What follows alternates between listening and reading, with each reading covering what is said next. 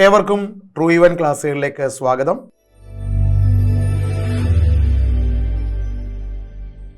ഇവിടെ നമ്മൾ ചെയ്യുന്ന 1000 മുൻവർഷ ചോദ്യങ്ങൾ എന്ന നമ്മുടെ ഒരു പ്രോജക്റ്റ് ഉണ്ട്. ആ 1000 മുൻവർഷ ചോദ്യങ്ങൾ എന്ന പ്രോജക്റ്റിലേക്ക് ഇക്കണോമിക്സ് എന്ന സബ്ജക്റ്റിൽ നിന്നുള്ള 10 ചോദ്യങ്ങളാണ് നമ്മൾ ഇന്ന് ഡിസ്കസ് ചെയ്യുന്നത്. അപ്പോൾ പ്രീവിയസ് ക്വസ്റ്റ്യൻസ് ആണ്. ആ പ്രീവിയസ് ക്വസ്റ്റ്യൻസ് 10 ചോദ്യങ്ങൾ എടുത്ത് നമ്മൾ ഇന്നൊന്ന് ചർച്ച ചെയ്യാൻ പോവുകയാണ്. അപ്പോൾ 10 ചോദ്യങ്ങൾ നമുക്ക് ഉറപ്പായിട്ടും പ്രയോജനം ചെയ്യും. അപ്പം 1000 മുൻവർഷ ചോദ്യങ്ങളിലേക്കുള്ള ഇക്കണോമിക് സീരീസിലേക്കുള്ള ചോദ്യങ്ങളാണ്. നമുക്ക് സ്റ്റാർട്ട് ചെയ്യാം അല്ലേ? അപ്പോൾ നമുക്ക് നോക്കാം.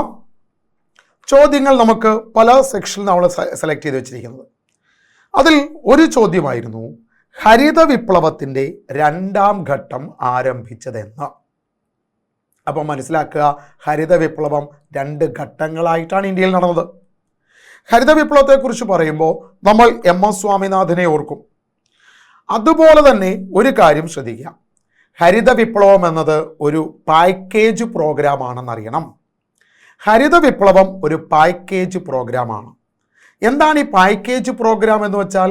ഹരിത വിപ്ലവം വിജയിക്കുന്നത് അതിനുവേണ്ടി ഉപയോഗിച്ച HYV സീഡുകളിലൂടെ. ഹരിത വിപ്ലവം വിജയിക്കുക അതിനുവേണ്ടി ഉപയോഗിച്ച HYV സീഡുകളിലൂടെ, അതായത് ഹൈ ഈൽഡിങ് വെറൈറ്റി ആയിട്ടുള്ള സീഡ്സ്, അത്യുൽപാദന ശേഷിയുള്ള വിത്തിനങ്ങൾ. അങ്ങനെ അത്യുൽപാദന ശേഷിയുള്ള പുതിയ ഇനം വിത്തിനങ്ങൾ നമ്മൾ കണ്ടുപിടിച്ചു. ഇതെല്ലാം കുള്ളൻ വിത്തുകളാണ്, ഡാർഫ്, ചെറിയ, അധികം പൊക്കത്തിൽ വളരാത്ത ചെറിയ വിത്തുകൾ. അങ്ങനെയുള്ള HYV സീഡ് ഉപയോഗിച്ചു. ഈ കൃഷി വ്യാപകമാക്കാൻ വേണ്ടി നന്നായിട്ട് നമുക്ക് വെള്ളം ഉപയോഗിക്കേണ്ടി വന്നു. അപ്പോൾ വെള്ളത്തിൻ്റെ ഉപയോഗം വ്യാപകമായി. അതുപോലെ തന്നെ മണ്ണ് നന്നായി ഇളക്കേണ്ടി വന്നു. അപ്പോൾ ട്രാക്ടറുകളും ടില്ലറുകളും ഉപയോഗിക്കേണ്ടി വന്നു. ഈ വിത്തിനങ്ങളെ സംബന്ധിച്ച് അവർക്ക് പെട്ടെന്ന് കീടങ്ങളെ അഫക്റ്റ് ചെയ്യുന്നത് കൊണ്ട് കീടനാശിനികളും വളങ്ങളും ഉപയോഗിക്കേണ്ടി വന്നു. അതുപോലെ തന്നെ ബാങ്കിൽ നിന്ന് ക്രെഡിറ്റ് സംവിധാനങ്ങൾ ഉപയോഗിക്കേണ്ടി വന്നു. അങ്ങനെ പലതും ചേരുന്ന ഒരു പാക്കേജ് പ്രോഗ്രാമാണ് ഹരിത വിപ്ലവം എന്ന് ആദ്യം മനസ്സിലാക്കണം.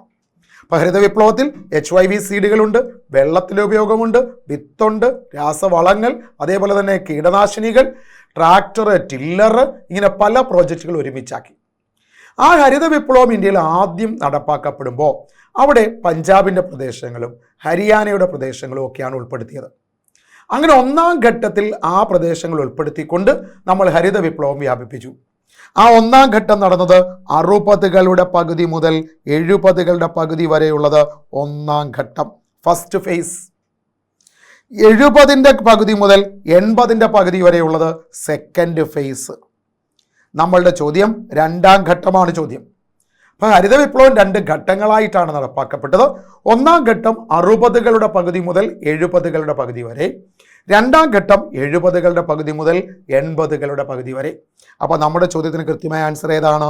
ഓപ്ഷൻ ബി, 70കളുടെ പകുതി മുതൽ 80കളുടെ പകുതി വരെയുള്ളതാണ് ഹരിത വിപ്ലവം. കൂടുതൽ ഡീറ്റെയിൽസിലേക്ക് നമുക്ക് വരുന്നില്ല, കാരണം നമുക്ക് ഈ ടൈമിനുള്ളിൽ കാര്യങ്ങളെല്ലാം പറയണം. 10 ചോദ്യങ്ങൾ നമുക്ക് ഡിസ്കസ് ചെയ്യണം. അപ്പോൾ ഹരിത വിപ്ലവത്തിൻ്റെ 2ാം ഘട്ടം എന്നാണ് ചോദ്യം. ഓപ്ഷൻ നോക്കി വേണം, അതിന് നമ്മളെ തെറ്റിക്കാനാണ് 60കളുടെ പകുതി ആദ്യം ഇട്ടേക്കുന്നത്. അത് 1ാം ഘട്ടമാണ്. മറ്റൊരു ചോദ്യമാണ്, താഴെ തന്നിരിക്കുന്ന പ്രസ്താവനകൾ വായിച്ച ശേഷം ശരിയായ ഉത്തരം തിരഞ്ഞെടുത്ത് എഴുതാൻ പറയുന്നു. അപ്പോൾ ഏറ്റവും ശരിയായ ഉത്തരമാണ് തിരഞ്ഞെടുക്കുക. ഇത്തരം ചോദ്യങ്ങൾ വരുമ്പോൾ എന്തെങ്കിലും പെട്ടെന്ന് ആൻസറിലെത്താനുള്ള ഒരു എലിമിനേഷൻ പ്രോസസ്സ് നമ്മുടെ കയ്യിലുണ്ടാവും. അത് എളുപ്പം മനസ്സിലാക്കാൻ പറ്റുന്ന ഏതെങ്കിലും ഒന്നുണ്ടാവും. ഒത്തിരി സ്റ്റേറ്റ്മെൻ്റ് ഉണ്ട്, മിക്സഡ് ആണ് എന്ന് വിചാരിച്ച് തള്ളിക്കളയാൻ പോകരുത്. നമുക്ക് ആൻസറിലെത്താൻ പറ്റുന്ന എളുപ്പ വഴിയുള്ള എന്തെങ്കിലും ഒരു സാധനം അതിനകത്തിലുണ്ടാവും. ഫോർ എക്സാമ്പിൾ, ഇവിടെ 1ാമത്തെ സ്റ്റേറ്റ്മെൻറ്റ്, ലോക വ്യാപാര സംഘടന 1991 നിലവിൽ വന്നു. ഈ സ്റ്റേറ്റ്മെൻറ്റ് ശരിയാണോ? നമുക്ക് തന്നെ അറിയാം ഈ സ്റ്റേറ്റ്മെൻറ്റ് തെറ്റാണ്. കാരണം WTO നിലവിൽ വന്നത് 1995 ജനുവരി 1-നാണ്.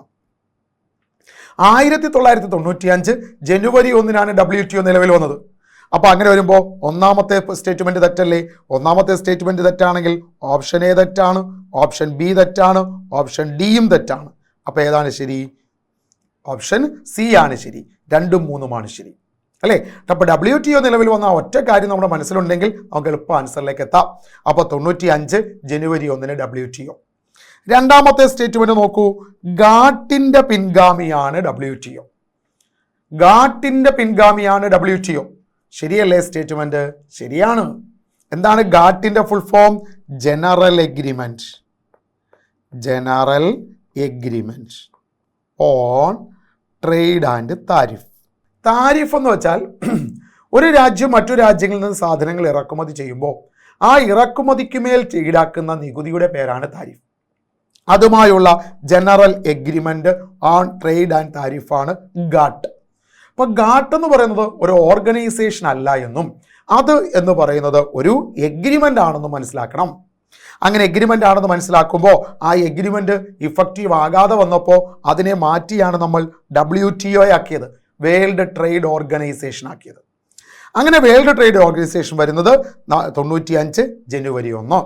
ഇനി അവിടെ ചോദിക്കാവുന്നൊരു ചോദ്യമുണ്ട്, ഇന്ത്യ WTOയിലെ സ്ഥാപക അംഗമാണോ? അങ്ങനെ ചോദിച്ചാൽ ആൻസർ അതെ. ഇന്ത്യ WTOയിൽ അംഗമായത് 95 ജനുവരി 1 തന്നെ. അപ്പൊ ഇന്ത്യ WTOയുടെ ഒരു സ്ഥാപക അംഗമാണ്. ഇനി അടുത്തത്, ഗാട്ട് സ്ഥാപിതമായ വർഷം 48. ശരിയാണോ? ശരിയാണ്. ഗാട്ട് സ്ഥാപിതമായത് 48 ജനുവരി 1. പക്ഷേ ചോദ്യത്തിൽ ഒരു ട്വിസ്റ്റ് ഉണ്ട്. എന്നാൽ ഗാട്ടിന്റെ എഗ്രിമെന്റ് സൈൻ ചെയ്തതെന്ന്, ഗാട്ട് എഗ്രിമെന്റ് സൈൻ ചെയ്തത് 1947. അപ്പൊ ഗാട്ട് എഗ്രിമെന്റ് സൈൻ ചെയ്തത് 47 ഒക്ടോബർ 30. എന്നാൽ ഗാട്ട് നിലവിൽ വന്നത് 48 ജനുവരി 1. ആ കാര്യം ശ്രദ്ധിക്കണം.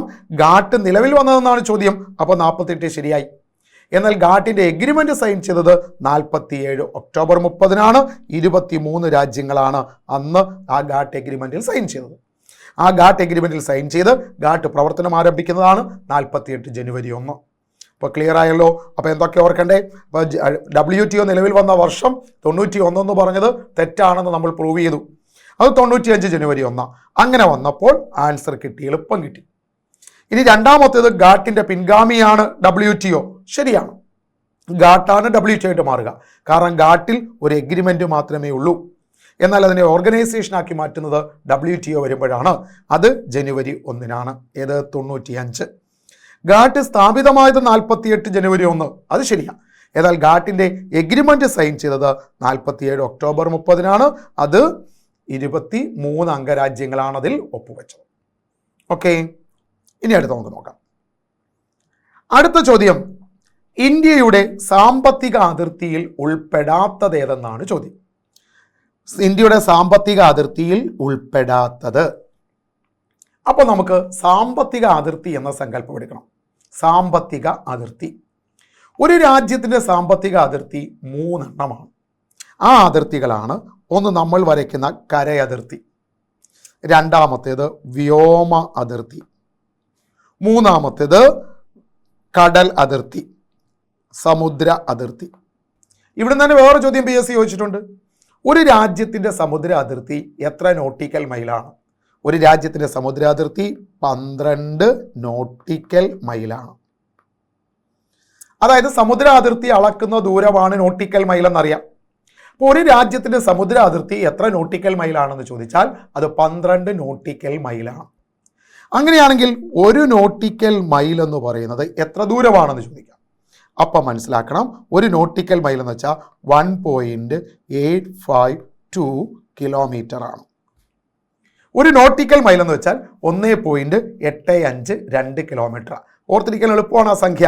ഇത് 1 8 8 മൈനസ് 3 5 എങ്കിൽ 5 മൈനസ് 3 2. അപ്പം 8 5 2. ഇതാണ് 1 നോട്ടിക്കൽ മൈൽ. അത്രയും ദൂരമാണ് ഒരു രാജ്യത്തിൻ്റെ സമുദ്ര അതിർത്തി. നമ്മൾ ഒരു ഇൻ്റർനാഷണൽ അക്കൗണ്ടിങ് സ്റ്റാൻഡേർഡ് ഉപയോഗിച്ചുകൊണ്ട് രാജ്യങ്ങൾ GDP കാൽക്കുലേറ്റ് ചെയ്യുമ്പോൾ, ഗ്രോസ് ഡൊമസ്റ്റിക് പ്രോഡക്റ്റ് കാൽക്കുലേറ്റ് ചെയ്യുമ്പോൾ, GDP gross domestic product. Gross എന്ന് വെച്ചാൽ ഉൽപ്പാദിപ്പിക്കപ്പെടുന്ന മൊത്തം ഉൽപ്പന്നം, ഡൊമസ്റ്റിക് എന്ന് വെച്ചാൽ രാജ്യത്തിൻ്റെ അതിർത്തിക്കുള്ളിലുള്ള ഉൽപ്പന്നം. ആ അതിർത്തി എന്ന് വെച്ചാൽ കരയതിർത്തി, വ്യോമാതിർത്തി, സമുദ്ര അതിർത്തി. അങ്ങനെ രാജ്യത്തിൻ്റെ അതിർത്തിക്കുള്ളിലുള്ള ആ ഉൽപ്പാദിപ്പിക്കപ്പെടുന്ന മൂല്യമാണ് ആരെന്ന് പറയുക? GDP. അപ്പം GDPയിലെ വാക്ക് D എന്ന വാക്ക് മനസ്സിൽ തറഞ്ഞു കയറണം. D എന്താ? ഡൊമസ്റ്റിക് എന്ന. ഡൊമസ്റ്റിക് എന്ന വാക്ക് അർത്ഥമാക്കുക ഒരു രാജ്യത്തിന്റെ ആഭ്യന്തര അതിർത്തി. ആ അതിർത്തി എന്ന് വെച്ചാൽ കരയതിർത്തി വരും, വ്യോമാതിർത്തി വരും, സമുദ്രാതിർത്തി വരും. പക്ഷെ അവിടെ ഒരു കാര്യം ശ്രദ്ധിച്ചോണം, നമ്മുടെ രാജ്യത്തിന്റെ അതിർത്തിക്കുള്ളിൽ മറ്റു രാജ്യങ്ങളുടെ എംബസികൾ കാണും, മറ്റു രാജ്യങ്ങളുടെ ഹൈ കമ്മീഷനുകൾ കാണും, ചിലപ്പോൾ മറ്റു രാജ്യങ്ങളുടെ സൈനിക താവളങ്ങൾ കാണും. വന്നാൽ മാത്രം കേട്ടോ, താവളങ്ങൾ കാണും. അങ്ങനെ മറ്റു രാജ്യങ്ങളുടെ എംബസികളോ ഹൈ കമ്മീഷനുകളോ സൈനിക താവളങ്ങളോ ഒക്കെ നമ്മുടെ രാജ്യത്തിന്റെ അതിർത്തിക്കുള്ളിൽ ഉണ്ടാവാം. എന്നാൽ സാമ്പത്തിക അതിർത്തി എന്ന സങ്കല്പം എടുക്കുമ്പോൾ അത് നമ്മുടെ അതിർത്തിയല്ല. മനസ്സിലായോ? ഇവിടെ ഏത് അതിർത്തി എടുക്കുക? സാമ്പത്തിക അതിർത്തി. അങ്ങനെ സാമ്പത്തിക അതിർത്തി എന്ന സങ്കല്പം എടുക്കുമ്പോൾ മറ്റ് രാജ്യങ്ങളുടെ എംബസികൾ, ഹൈ കമ്മീഷനുകൾ, സൈനിക താവളങ്ങൾ ഇതൊന്നും നമ്മുടെ സാമ്പത്തിക അതിർത്തിയല്ല. ഇവർ ഇന്ത്യക്കകത്തിലാണ് അല്ലെന്നല്ല, പക്ഷെ സാമ്പത്തിക അതിർത്തി എന്ന സങ്കല്പം എടുക്കുമ്പോൾ ഇന്ത്യക്കകത്തുള്ള മറ്റു രാജ്യങ്ങളുടെ എംബസികളും ഹൈ കമ്മീഷനുകളും ഉൾപ്പെടില്ല. അങ്ങനെയാണെങ്കിൽ മറ്റൊരു രാജ്യത്ത് സ്ഥിതി ചെയ്യുന്ന നമ്മുടെ എംബസികളും ഹൈ കമ്മീഷനുകളോ അതിപ്പോൾ നമ്മുടെയായി, അതപ്പോൾ ഇന്ത്യയുടെ സാമ്പത്തിക അതിർത്തിയിലേക്ക് വരും. അതാണ് സാമ്പത്തിക അതിർത്തിയുമായി ബന്ധപ്പെട്ട് ലോകരാജ്യങ്ങൾ എല്ലാവരും ചേർന്ന് തീരുമാനിച്ചേക്കുന്നത്. അപ്പോൾ എന്താണ് GDP എന്ന് ഓർത്ത് വെക്കുമല്ലോ? Gross domestic product. ഗ്രോസ് എന്ന് വെച്ചാൽ ഒരു രാജ്യത്ത് ഉൽപ്പാദിപ്പിച്ചിരിക്കുന്ന മൊത്ത മൂല്യം. ഡൊമസ്റ്റിക് എന്ന വാക്കുകൊണ്ട് ഉദ്ദേശിക്കുക ഒരു രാജ്യത്തിന്റെ ആഭ്യന്തര അതിർത്തിക്കുള്ളിൽ, ആ അതിർത്തിക്കുള്ളിൽ ഉൾപ്പെടുന്നതെല്ലാം ആ രാജ്യത്തിന്റെ GDPയിലേക്ക് വരും. ആ GDP വെച്ചിട്ടാണ് രാജ്യങ്ങളുടെ സാമ്പത്തിക നയങ്ങളെ, സാമ്പത്തിനെ എന്ത് ചെയ്യുക? താരതമ്യം ചെയ്യുക. അപ്പം ആ കൺസെപ്റ്റ് എടുക്കുമ്പോൾ സാമ്പത്തിക അതിർത്തിയിൽ കരയതിർത്തിയുണ്ട്, വ്യോമാതിർത്തിയുണ്ട്, സമുദ്രാതിർത്തിയുണ്ട്. അപ്പോൾ ഒരു ചോദ്യം നിങ്ങളോട്, അങ്ങനെയാണെങ്കിൽ രാജ്യത്തിന് നമ്മുടെ കരയിൽ നിന്ന് 12 നോട്ടിക്കൽ മൈൽ സമുദ്രാതിർത്തിയാണല്ലോ എങ്കിൽ എൻ്റെ ചോദ്യം, മത്സ്യബന്ധനം GDPയിൽ ഉൾപ്പെടുമോ? മത്സ്യബന്ധനം GDPയിൽ ഉൾപ്പെടുമോ? എൻ്റെ ഒരു ചോദ്യമാണ്. നിങ്ങൾ ആൻസർ ഒന്ന് ചിന്തിച്ച് നോക്കുക. അപ്പോൾ ഇവിടെ ചോദ്യം ശ്രദ്ധിക്കണം. സാമ്പത്തിക അതിർത്തി എടുക്കുമ്പോൾ മറ്റു രാജ്യങ്ങളുടെ എംബസികളോ ഹൈ കമ്മീഷനുകളോ അതുപോലെ സൈനിക താവളങ്ങളോ ഉണ്ടെങ്കിൽ അതൊന്നും ഉൾപ്പെടില്ല. ഓക്കെ, അപ്പോൾ അത് ഒരു ചോദ്യമായിരുന്നു. എങ്കിൽ നമുക്ക് ഈ 4ാമത്തെ ക്വസ്റ്റിലേക്ക് വരാം. സാമ്പത്തിക ആസൂത്രണത്തിന് വേണ്ടി 50 രൂപം കൊണ്ട ആസൂത്രണ കമ്മീഷൻ, പ്ലാനിംഗ് കമ്മീഷന്റെ പുതിയ രൂപം എന്താണെന്നാണ് ചോദ്യം. ആ പ്ലാനിംഗ് കമ്മീഷന്റെ പുതിയ രൂപമാണ് നീതി ആയോഗ്. എല്ലാവരും പെട്ടെന്ന് ആൻസർ ചെയ്യും, നീതി ആയോഗ്. എന്നാൽ നീതിയുടെ പൂർണ്ണരൂപം ചോദിക്കും. NITI, നീതി. അപ്പോൾ അതിൻ്റെ പൂർണ്ണരൂപം എങ്ങനെയാണ്? National institution for transforming India. Transform ചെയ്യുക, പരിവർത്തനം ചെയ്യുക. അപ്പോൾ ഇന്ത്യയെ പരിവർത്തനം ചെയ്യുക എന്ന ലക്ഷ്യത്തോടെ ആരംഭിക്കപ്പെട്ട സ്ഥാപനമാണ് നീതി. നീതി ആയോഗിനെ പ്രഖ്യാപിക്കുന്നത് 2014 ഓഗസ്റ്റ് 15, സ്വാതന്ത്ര്യദിനം. നീതി നിലവിൽ വരിക 2015 ജനുവരി 1. നീതിയുടെ ആദ്യ സമ്മേളനം നടക്കുക 2016 ഫെബ്രുവരി 8. അപ്പോൾ ഇത്രയും കാര്യങ്ങൾ ഓർത്തു വയ്ക്കണം. അപ്പോൾ നീതി നിലവിൽ വന്നത് 2015 ജനുവരി 1. എന്നാൽ നീതി അനൗൺസ് ചെയ്തത് 2014 ഓഗസ്റ്റ് 15. ആണ് അവിടെ വേറൊരു ചോദ്യം ചോദിക്കാം. അങ്ങനെയാണെങ്കിൽ പ്ലാനിംഗ് കമ്മീഷനെ പിരിച്ചുവിട്ടതെന്ന്, പ്ലാനിംഗ് കമ്മീഷനെ പിരിച്ചുവിട്ടിട്ട് വേണമല്ലോ നീതി ആയോഗ് നിലവിൽ വരാൻ. പ്ലാനിംഗ് കമ്മീഷനെ പിരിച്ചുവിട്ടത് 2014 ഓഗസ്റ്റ് 17. ഓഗസ്റ്റ് 17 പ്ലാനിംഗ് കമ്മീഷനെ പിരിച്ചുവിട്ടു. ജനുവരി 1 നീതി ആയോഗ് വന്നു. 2015 ഫെബ്രുവരി 8 2015 2015 ഫെബ്രുവരി 8 നീതിയുടെ ആദ്യ സമ്മേളനം നടന്നു. അപ്പോൾ അത്രയും കാര്യങ്ങൾ ബേസിക്കലി ഓർത്തിരിക്കണം. 2016 എന്നാണോ ഞാൻ പറഞ്ഞതെന്ന് ഓർക്കണം. 2015 ഫെബ്രുവരി 8 നീതിയുടെ ആദ്യ സമ്മേളനം നടക്കുകയും ചെയ്തു. എങ്കിൽ നമുക്ക് അടുത്ത ചോദ്യം നോക്കാം. Poverty and un-British rule in India എന്ന പുസ്തകം രചിച്ചത് ആര്? എല്ലാവരും എളുപ്പം ആൻസർ ചെയ്യുന്നതാണ്. Poverty and un-British rule in India എന്ന പുസ്തകം രചിച്ചത് ദാദാബായ് നവറോജി. ദാദാബായ് നവറോജിയുടെ ഏറ്റവും പ്രധാനപ്പെട്ട ഒരു ആശയമായിരുന്നു. ദാദാബായ് നവറോജി ഏറ്റവും പ്രധാനപ്പെട്ട ആശയം എന്തായിരുന്നു? ഇന്ത്യയുടെ സമ്പത്ത് ബ്രിട്ടീഷുകാർ ചോർത്തിക്കൊണ്ടുപോകുന്നു. അങ്ങനെ ഇന്ത്യയുടെ സമ്പത്ത് ബ്രിട്ടീഷുകാർ ചോർത്തിക്കൊണ്ടുപോകുന്നു എന്ന ഡ്രെയിൻ തിയറി, ചോർച്ചാ സിദ്ധാന്തം. ഈ ചോർച്ചാ സിദ്ധാന്തം അദ്ദേഹം ആവിഷ്കരിക്കുന്നത് 1867 കാലഘട്ടത്തിലാണെങ്കിലും ഇതൊരു പുസ്തക രൂപത്തിലേക്ക് മാറ്റപ്പെട്ടത് 1901. അപ്പോൾ poverty and un-British rule in India എന്ന പുസ്തകം നിലവിൽ വന്നത് 1901. ആ പുസ്തകത്തിലെ പ്രധാന പ്രതിപാദ്യ വിഷയം ഡ്രെയിൻ തിയറി, ചോർച്ചാ സിദ്ധാന്തം.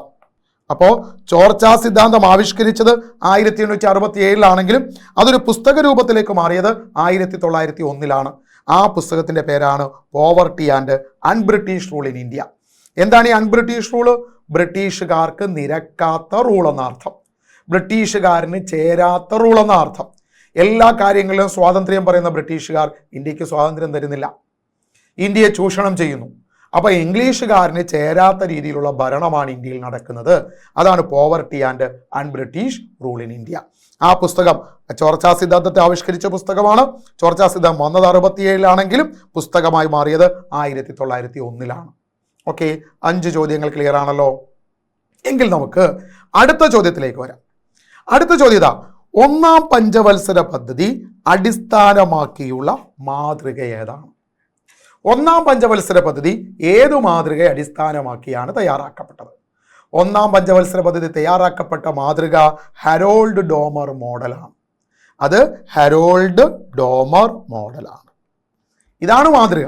ഓപ്ഷൻ ഇല്ലല്ലോ. സോളോ മോഡലെന്നും റോസ്റ്റോ മോഡലെന്നും മഹലനോബിസ് എന്നുവാ. മഹലനോബിസ് ആണ് നമ്മുടെ 2-ാം പഞ്ചവത്സര പദ്ധതി. അപ്പം ആൻസർ എന്താ? ഇവയൊന്നുമല്ല. ഈ ഹരോൾഡ് ഡോമർ മോഡൽ എന്ന് പറയുന്നത് പുതുതായി സ്വാതന്ത്ര്യം കിട്ടുന്ന രാജ്യങ്ങൾ, നവസ്വതന്ത്രമായ രാജ്യങ്ങൾ, ആ രാജ്യങ്ങൾ എപ്പോഴും സാമ്പത്തിക അവസ്ഥ വളരെ കുറവായിരിക്കും.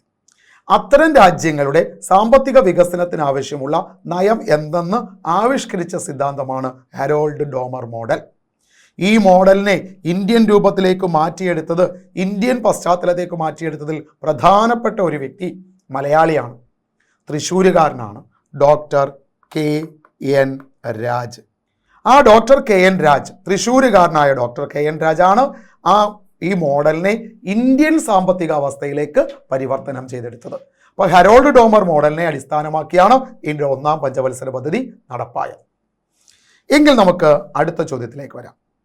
ഇത് റിസർവ് ബാങ്ക് ഓഫ് ഇന്ത്യ സ്ഥാപിതമായത് ഏത് കമ്മീഷന്റെ ശുപാർശ പ്രകാരമാണ്? നല്ലൊരു ചോദ്യം. റിസർവ് ബാങ്ക് ഓഫ് ഇന്ത്യ രൂപീകരിക്കപ്പെട്ടത് ഏത് കമ്മീഷന്റെ ശുപാർശ പ്രകാരമാണ്? ആ കമ്മീഷൻ എന്ന് പറയുക അത് ഹിൽട്ടൺ യങ് കമ്മീഷനാണ്. 1-ാമത്തെ ഓപ്ഷനിലെ മിർദാൽ കമ്മീഷൻ, ഗുണാർ മിർദാലിനെ അറിയാം. ഗുണാർ മിർദാൽ ആണ് റോളിംഗ് പ്ലാൻ എന്ന ആശയത്തിന് ആവിഷ്കരിച്ചയാൾ. ഗുണാർ മിർദാൾ ആണ് റോളിംഗ് പ്ലാൻ. അപ്പോൾ റോളിംഗ് പ്ലാൻ എന്ന് പറയുന്നതിൻ്റെ ആവിഷ്കരിച്ച ആളാണ് ഗുണാർ മിർദാൽ. അദ്ദേഹത്തിൻ്റെ ഒരു നോവൽ ഉണ്ടായിരുന്നു, അതിൻ്റെ പേര് ഏഷ്യൻ ഡ്രാമ. മൊത്തം പേര് Asian drama and inquiry into the poverty of nations. ഇതാണ് മൊത്തം പേര്, Asian drama and inquiry into the poverty of nations. 1968 ഈ പുസ്തകം വരിക. 1968 അങ്ങനെ 1968 വന്ന പുസ്തകമാണ് Asian drama and inquiry into the poverty of nations. Inquiry ആണ്, ഇൻക്വയറി എന്ന് വെച്ചാൽ സൂക്ഷ്മമായ പരിശോധന എന്നാണ് അർത്ഥം. സൂക്ഷ്മമായ പരിശോധന. പോലീസുകാരൊക്കെ കണ്ടില്ലേ കാര്യങ്ങളൊക്കെ ഇൻക്വയറി നടത്തി ഇൻക്വസ്റ്റ് തയ്യാറാക്കുന്നത്. അപ്പോൾ പോവർട്ടി ഓഫ് നേഷൻസിനെ കുറിച്ചുള്ള ഒരു പഠനം, ആ പഠനമാണ് ഏഷ്യൻ ഡ്രാമ. അതിൽ ആവിഷ്കരിച്ച വികസന പദ്ധതിയുടെ പേരാണ് റോളിംഗ് പ്ലാൻ. ഇന്ത്യയിൽ ആ റോളിംഗ് പ്ലാൻ നടപ്പാക്കപ്പെട്ടത് 1978-80 കാലത്താണ്. നടപ്പാക്കിയത് മൊറാർജി ദേശായിയുടെ ഗവൺമെൻറ്റും. അപ്പോൾ മിർദാലിനെ കുറിച്ച് പറഞ്ഞത് മാത്രമേ ഉള്ളൂ. അപ്പോൾ മിർദാലിനെ കുറിച്ച് പറയുമ്പോൾ അദ്ദേഹം നോബൽ സമ്മാനം കിട്ടിയ സ്വീഡിഷ് ഇക്കണോമിസ്റ്റാണ്. 1974 നോബൽ സമ്മാനം ലഭിച്ച സ്വീഡിഷ് ഇക്കണോമിസ്റ്റാണ് ഗുണാർ മിർദാൽ. ആ ഗുണാർ മിർദാലിന്റെ പുസ്തകമാണ് Asian drama and inquiry into the poverty of nations. അതിൽ അദ്ദേഹം പറയുന്ന വികസന പദ്ധതിയാണ് റോളിംഗ് പ്ലാൻ. ഇനി ചെല്ലയ്യ കമ്മീഷൻ, ഇന്ത്യയിലെ നികുതി പരിഷ്കാരങ്ങൾ കൊണ്ടുവന്ന പഠിച്ച കമ്മിറ്റിയാണ് രാജാ ചെല്ലയ്യ കമ്മിറ്റി. അപ്പം ചെല്ലയ്യ കമ്മീഷൻ ഇതുമായി ബന്ധപ്പെട്ടിരിക്കുന്നു, നികുതി പരിഷ്കാരങ്ങളുമായി ബന്ധപ്പെട്ടിരിക്കുന്നു. എന്നാൽ റിസർവ് ബാങ്ക് സ്ഥാപിക്കപ്പെടാൻ കാരണമായ കമ്മിറ്റിയാണ് ഹിൽട്ടൺ യങ് കമ്മീഷൻ. അപ്പോൾ അവിടെ ഒരു ചോദ്യമുണ്ട്. ഹിൽട്ടൺ യങ് കമ്മീഷൻ ഇന്ത്യയെക്കുറിച്ച് പഠിക്കാൻ ഇന്ത്യയിൽ വന്നു. അപ്പോൾ അതിൻ്റെ പേരാണ് royal commission on Indian currency and finance. ഇതാണ് കമ്മീഷൻ്റെ പേര്. അതിൻ്റെ ലീഡർ ഹിൽട്ടൺ യങ് ആയതുകൊണ്ട് അതിനെ ഹിൽട്ടൺ യങ് കമ്മീഷൻ എന്ന് പറയുന്നു. ഈ കമ്മീഷൻ്റെ വർഷം 1926.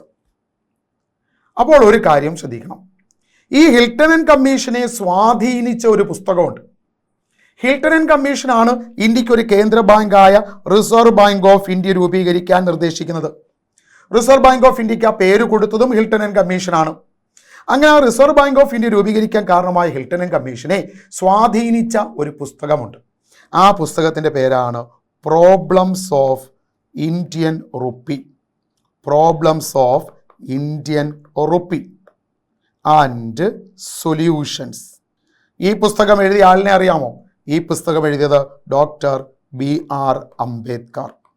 ആ പുസ്തകത്തിൽ കൃത്യമായി അദ്ദേഹം പറഞ്ഞിട്ടുണ്ട്, 1923 ആണ്, 1923. ഈ പുസ്തകത്തിൽ അദ്ദേഹം കൃത്യമായി ഡോക്ടർ BR അംബേദ്കർ പറഞ്ഞിരിക്കുന്നു, ഇന്ത്യയിലെ പ്രവർത്തനങ്ങൾക്ക് ബാങ്കുകൾക്ക് മേൽ നിയന്ത്രണം വേണമെങ്കിൽ അതിന് കൃത്യമായ കേന്ദ്ര ബാങ്ക് വേണം. ഇമ്പീരിയൽ ബാങ്ക് ഓഫ് ഇന്ത്യ ഉണ്ടെങ്കിലും ഇമ്പീരിയൽ ബാങ്ക് ഓഫ് ഇന്ത്യ ഒരു ഫുൾ ഫ്ലെഡ്ജ്ഡ് സെൻട്രൽ ബാങ്ക് അല്ല. അപ്പോൾ ഫുൾ ഫ്ലെഡ്ജ്ഡായ കൃത്യമായ ഒരു കേന്ദ്ര ബാങ്ക് തന്നെ ഉണ്ടാക്കണം എന്ന് ആദ്യം ആവശ്യപ്പെട്ടത് ഡോക്ടർ BR അംബേദ്കറാണ്. ആ BR അംബേദ്കറിന്റെ പുസ്തകമാണ് problems of Indian rupee and solutions. ഈ പുസ്തകം സ്വാധീനിച്ചത് ആരെയാണ്? റോയൽ കമ്മീഷനെ. ആ കമ്മീഷൻ റിപ്പോർട്ട് അനുസരിച്ചാണ് എന്ത് ഫോം ചെയ്യപ്പെട്ടത്? Reserve bank of India. അപ്പോൾ റിസർവ് ബാങ്ക് സ്ഥാപിതമായ കമ്മീഷൻ ഹിൽട്ടൺ യങ് കമ്മീഷൻ. അപ്പം അദ്ദേഹത്തെ സ്വാധീനിച്ച പുസ്തകത്തിൻ്റെ പേര് അത് problems of Indian rupee and solutions. കണ്ടേ, ഇംഗ്ലീഷുകാർ പറഞ്ഞപ്പോൾ കറൻസി എന്ന് പറഞ്ഞു, നമ്മൾ പറഞ്ഞപ്പോൾ റുപ്പി എന്ന് പറഞ്ഞു. Indian rupee and solutions, doctor BR അംബേദ്കറിന്റെ പുസ്തകം. എങ്കിൽ നമുക്ക് അടുത്ത ചോദ്യത്തിലേക്ക് വരാം. 1 രൂപ നോട്ടിൽ ആരുടെ ഒപ്പാണുള്ളത്? 1 രൂപ നോട്ടിൽ ഒപ്പുവയ്ക്കുന്നത് ധനകാര്യ സെക്രട്ടറി. ബാക്കിയുള്ള കറൻസിയിൽ ഒപ്പുവയ്ക്കുക RBIയുടെ ഗവർണർ. എന്നാൽ 1 രൂപ നോട്ടിലും മറ്റുള്ള കറൻസികളിലും ഒപ്പുവെച്ച ഒരു വ്യക്തിയുണ്ട്, അത് മൻമോഹൻ സിംഗ്. ഡോക്ടർ മൻമോഹൻ സിംഗ് ആണ്. അദ്ദേഹം ധനകാര്യ സെക്രട്ടറി ആയിട്ട് ഇരുന്നിട്ടുണ്ട്, RBI ഗവർണറായിട്ടും ഇരുന്നിട്ടുണ്ട്. അങ്ങനെ ധനകാര്യ സെക്രട്ടറി ആയിരുന്നപ്പോൾ 1 രൂപ നോട്ടിൽ ഒപ്പുവെച്ചു, എന്നാൽ പിന്നീട് ഗവർണറായപ്പോൾ മറ്റ് കറൻസി നോട്ടുകളിൽ ഒപ്പുവെച്ച വ്യക്തിയാണ്. അപ്പോൾ 1 രൂപ നോട്ടിലും എല്ലാ കറൻസി നോട്ടുകളിലും ഒപ്പുവെച്ചയാളാണ് ഡോക്ടർ മൻമോഹൻ സിംഗ്. ഇനി അടുത്ത് നോക്കാം, സർവോദയ പദ്ധതിയുടെ പിതാവാര്? സർവോദയ പദ്ധതി, സർവോദയ അതായത് ഇന്ത്യയിൽ 5 ഇയർ പ്ലാൻസ് ഉണ്ടാക്കുന്നത് പ്ലാനിംഗ് കമ്മീഷനാണ്. ആ പ്ലാനിംഗ് കമ്മീഷൻ നിലവിൽ വന്നത് 1950-ലാണ്. ആ പ്ലാനിംഗ് കമ്മീഷൻ വരുന്നതിന് മുമ്പ് തന്നെ, ആ പ്ലാനിംഗ് കമ്മീഷൻ പദ്ധതികൾ തയ്യാറാക്കുന്നതിന് മുമ്പ് തന്നെ ഇന്ത്യക്ക് വേണ്ടി പല വികസന പദ്ധതികളും പലരും തയ്യാറാക്കിയിരുന്നു. ആ തയ്യാറാക്കിയ പദ്ധതികൾക്കകത്തുനിന്നാണ് ഈ ചോദ്യം, സർവോദയ പദ്ധതി. ഈ സർവോദയ പദ്ധതി എന്ന് കേട്ടുകൊണ്ട്, സർവോദയ എന്ന വാക്ക് കണ്ടുകൊണ്ട് നമ്മൾ എന്ത് ചെയ്യണം? അതിനനുസരിച്ച് വേണം ആൻസറിലേക്ക് നോക്കാൻ. അത് മറ്റേ ഭൂദാന പ്രസ്ഥാനവുമായി ബന്ധപ്പെട്ട് വരുന്ന ഒരു ആശയം തന്നെയാണ്. എന്നാൽ ഈ മോക്ഷഗുണ്ടം വിശ്വേശ്വരയ്യ, അദ്ദേഹം ഇന്ത്യയുടെ വികസനത്തിന് ഒരു പദ്ധതി തയ്യാറാക്കി. ആ പദ്ധതിയുടെ പേരാണ് വിശ്വേശ്വരയ്യ പ്ലാൻ. ഇത് 1934-ലാണ്. എന്നാൽ ശ്രീമൻ നാരായൺ അഗർവാൾ അദ്ദേഹം ഒരു പദ്ധതി തയ്യാറാക്കി. ആ പദ്ധതിയുടെ പേര് ഗാന്ധിയൻ പദ്ധതി. ഗാന്ധിയൻ പദ്ധതി ഇത് 1944-ലാണ്. എം.എൻ. റോയ് ഒരു പദ്ധതി തയ്യാറാക്കി. അതിൻ്റെ പേര് പീപ്പിൾസ് പ്ലാൻ എന്ന. പീപ്പിൾസ് പ്ലാൻ അത് 1945-ലാണ്. എന്നാൽ സർവോദയ പദ്ധതി 1950-ലാണ്. ഇത് തയ്യാറാക്കിയത് ജയപ്രകാശ് നാരായണൻ. അപ്പോൾ ഒരുപാട് പദ്ധതികളുണ്ട്, 8ഓളം പദ്ധതികളുണ്ട്. അതിൽ മോക്ഷഗുണ്ടം വിശ്വേശ്വര തയ്യാറാക്കിയ പദ്ധതി വിശ്വേശ്വരയ്യ പദ്ധതി 1934. ശ്രീമൻ നാരായണ അഗർവാൾ ഗാന്ധിയൻ ശിഷ്യനാണ്. അദ്ദേഹം തയ്യാറാക്കിയ പദ്ധതിയാണ് ഗാന്ധിയൻ പദ്ധതി 44. എം.എൻ. റോയിയുടെയാണ് പീപ്പിൾസ് പ്ലാൻ 45. സർവോദയ പദ്ധതി ഈ ഗാന്ധിയൻ പദ്ധതിയുടെ വികസിത രൂപമെന്ന് വേണേൽ വിളിക്കാവുന്ന പദ്ധതിയാണ് സർവോദയ പദ്ധതി. അത് 1950-ലാണ് തയ്യാറാക്കിയത് ജയപ്രകാശ് നാരായണൻ. തയ്യാറാക്കിയാളുടെ പേര് ജയപ്രകാശ് നാരായണൻ. എങ്കിൽ നമുക്ക് അടുത്ത ചോദ്യത്തിലേക്ക് നോക്കാം. അടുത്ത ചോദ്യം എന്ന് പറയാ NBFC എന്നാൽ എന്ത്? NBFC അവിടെ നമ്മളെ തെറ്റിക്കാൻ ഇട്ടിട്ടുണ്ട്. NBFCയിൽ ഈ ഓപ്ഷൻ എ നോക്കിക്കേ, നോൺ ബാങ്കിങ് ഫിനാൻഷ്യൽ കോർപ്പറേഷൻ. ഇത് non bank for financial corporation, ഇത് non banking financial company.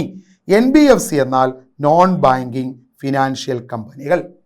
Non banking financial കമ്പനികൾ. അപ്പോൾ എന്താണ് ഈ banking company? Non banking financial കമ്പനികളാണെങ്കിൽ ഇത്തരം കമ്പനികൾക്ക് കറന്റ് അക്കൗണ്ടുകൾ ഓപ്പൺ ചെയ്യാൻ അധികാരമില്ല. അങ്ങനെ കറന്റ് അക്കൗണ്ടുകൾ ഓപ്പൺ ചെയ്യാൻ അധികാരം ഉണ്ടെങ്കിലേ ആ സ്ഥാപനം എന്താവത്തുള്ളൂ? ബാങ്ക്. ഇവർക്ക് ചെക്ക് ബുക്കുകൾ പ്രിന്റ് ചെയ്യാൻ അവകാശമില്ല. ചെക്ക് ബുക്കുകൾ പ്രിന്റ് ചെയ്യാൻ അവകാശമില്ല. അങ്ങനെ ചെക്ക് ബുക്കുകൾ പ്രിന്റ് ചെയ്യണമെങ്കിൽ അവർക്ക് ബാങ്കിങ് കമ്പനി ആണെങ്കിലേ പറ്റൂ. അപ്പോൾ നോൺ ബാങ്കിങ് ഫിനാൻഷ്യൽ കമ്പനി എന്ന് പറയുമ്പോൾ കറന്റ് അക്കൗണ്ടുകൾ ഓപ്പൺ ചെയ്യാൻ അധികാരമില്ലാത്തവർ, ചെക്ക് ബുക്കുകൾ ഓപ്പൺ ചെയ്യാൻ അധികാരമില്ലാത്തവർ, പ്രിന്റ് ചെയ്യാൻ അധികാരമില്ലാത്തവർ, ഇവരെയൊക്കെ വിളിക്കുന്ന പേരാണ് നോൺ ബാങ്കിങ് ഫിനാൻഷ്യൽ കമ്പനികൾ. അതായത് നമുക്ക് കാർ ലോണുകളൊക്കെ കൊടുക്കുന്ന കമ്പനികൾ കാണും, അതുപോലെ ഗോൾഡ് ലോണൊക്കെ കൊടുക്കുന്ന കമ്പനികളൊക്കെ കാണും. അത്തരം കമ്പനികളൊക്കെ വിളിക്കുന്ന പേരാണ് നോൺ ബാങ്കിങ് ഫിനാൻഷ്യൽ കമ്പനി. അവരാണ് NBFC അല്ലെങ്കിൽ നോൺ ബാങ്കിങ് ഫിനാൻഷ്യൽ ഇൻസ്റ്റിറ്റ്യൂഷൻസ് എന്നാണെങ്കിലും പറയാം. അപ്പോൾ അതെന്താവും? NBFI എന്നാവും, നോൺ ബാങ്കിങ് ഫിനാൻഷ്യൽ ഇൻസ്റ്റിറ്റ്യൂഷൻസ്. അപ്പോൾ നമ്മൾ ഇന്ന് 10 ചോദ്യങ്ങളിലൂടെയാണ് കടന്നു വന്നിട്ടുള്ളത്. അപ്പോൾ ആ 10 ചോദ്യങ്ങളുമായി ബന്ധപ്പെട്ട് അനുബന്ധ വിവരങ്ങളും പറഞ്ഞു തന്നിട്ടുണ്ട്. അപ്പോൾ ഇത്രയും കാര്യങ്ങളൊന്ന് ശ്രദ്ധിച്ചു വെച്ച് പഠിക്കുക, എന്തായാലും പ്രയോജനം ചെയ്യും. Okay, thank you.